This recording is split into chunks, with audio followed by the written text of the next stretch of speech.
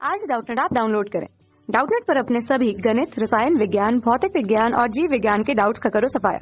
बस प्रश्न की फोटो खींचो, एक ही प्रश्न को क्रॉप करो और तुरंत वीडियो सोल्यूशन पाओ। अभी डाउनलोड करें। हेलो दोस्तों, हमारे पास एक प्रश्न है जिसमें पूछा गया है यदि कोई प्रकाश किरण वायु से कांच में अभिलंब आपतित होती है तो अपवर्तन के पश्चात ए दिया गया है यह अभिलंब की ओर झुकेगी, बी दिया गया है अभिलंब से दूर हटेगी, सी दिया गया है विचलित नहीं होगी और डी दिया गया है इनमें से कोई नहीं। तो इस प्रश्न को हम एक चित्र के माध्यम से समझेंगे कि जब कोई प्रकाश किरण वायु से कांच में अभिलंब आपतित होती है तो उसमें किस प्रकार के अपवर्तन की घटना हमें दिखाई देती है।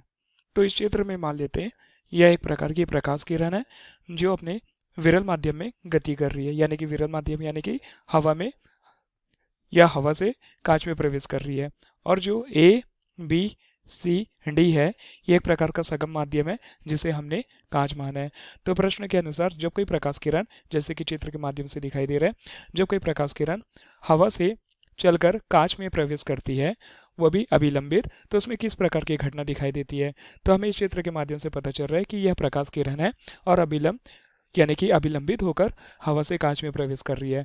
तो इसमें जब अपवर्तन की घटना हो रही है तो हमें दिखाई देती है कि प्रकाश किरण अपवर्तन होने के पश्चात वह सीधे अपने मार्ग से सीधा निकल जाती है, अर्थात इस प्रकाश किरण में किसी प्रकार का कोई विचलन नहीं होता।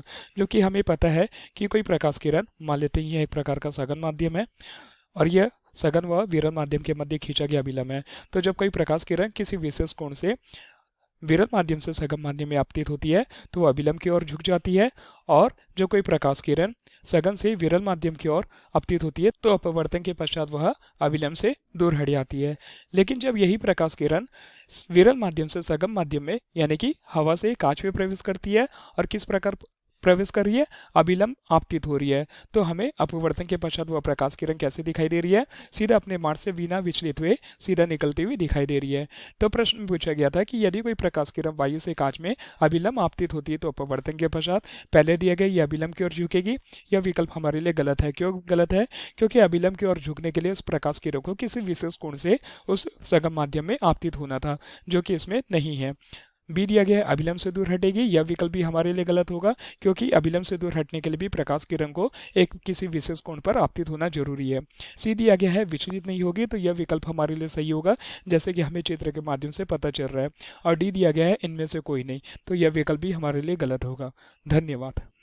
कक्षा 6 से 12वीं से लेकर नीट, IIT, JEE वो एडवांस के लेवल तक 1 करोड़ से ज्यादा छात्रों का भरोसा। आज ही डाउनलोड करें डाउटनेट ऐप या व्हाट्सएप करें अपने सारे डाउट्स 8400 400 400 पर।